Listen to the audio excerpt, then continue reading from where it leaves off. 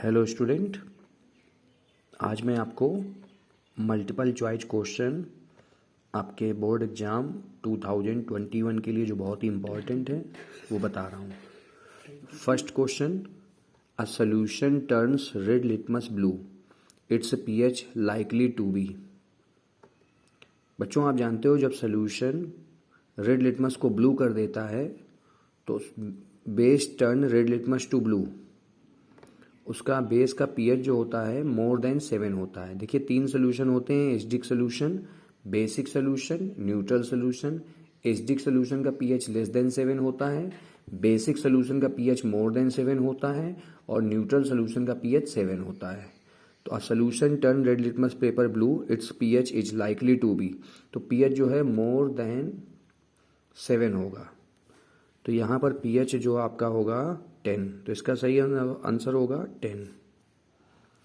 Question number 2 है, a solution react with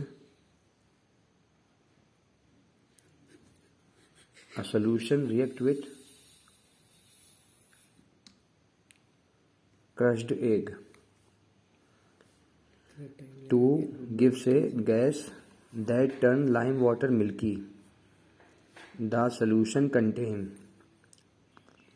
तो solution में देखिए, a solution react with crushed egg cell gives a gas that turns lime water milky, the solution contain HCl। Solution में आपका HCl होगा। अब कैसे, जो आपकी क्रश्ड एग होता है वो होता है calcium carbonate. Calcium carbonate HCl से रिएक्ट करके calcium chloride, water, carbon dioxide बनाता है। कार्बन डाइऑक्साइड स्लैग लाइम से रिएक्ट करके बनाता है कैल्शियम कार्बोनेट और वाटर। क्वेश्चन नंबर 3 है, 10 ml of solution of NaOH is found to be completely neutralized by 8 ml of a given solution of HCl. If we take 20 ml of the same solution of NaOH, the amount of HCl solution required to neutralize it will be।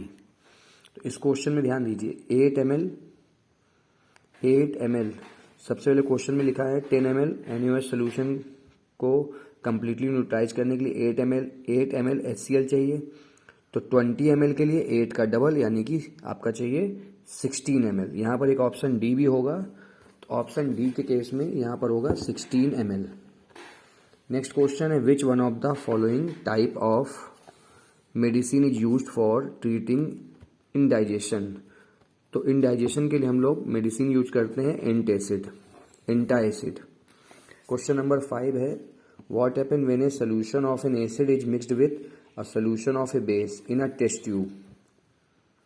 तो देखिए, जब हम लोग acid को mix करते हैं base से तो क्या होता है ये आपको बताना है। तो बच्चों, आप जानते हो acid react with base to form salt and water, this reaction is called neutralisation reaction.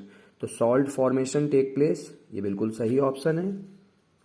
Second है आपका, the temperature of the solution remain same, ये ऑप्शन आपका रॉन्ग है। The temperature of the solution decrease, ये भी wrong है। Temperature of the solution increase, ये आपका करेक्ट है। तो इसमें आपका करेक्ट आंसर होगा फर्स्ट एंड फोर्थ। बच्चों, अब क्वेश्चन नंबर 6 में हम लोग आते हैं। An aqueous solution turns red litmus solution blue, excess addition of which of the following solution would reverse the change. तो इसमें हम लोग लेंगे हाइड्रोक्लोरिक एसिड। यहाँ पर आंसर जो होगा हाइड्रोक्लोरिक एसिड। अब हाइड्रोक्लोरिक एसिड कैसे होगा, ध्यान दीजिए। एक्वस सोल्यूशन है वो आपका रेड लिटमस पेपर को ब्लू कर रहा है, यानी ये बेस है, और excess addition of which the following solution would reverse the change, तो आपका हाइड्रोक्लोरिक एसिड यहाँ पर हम लोग लेंगे।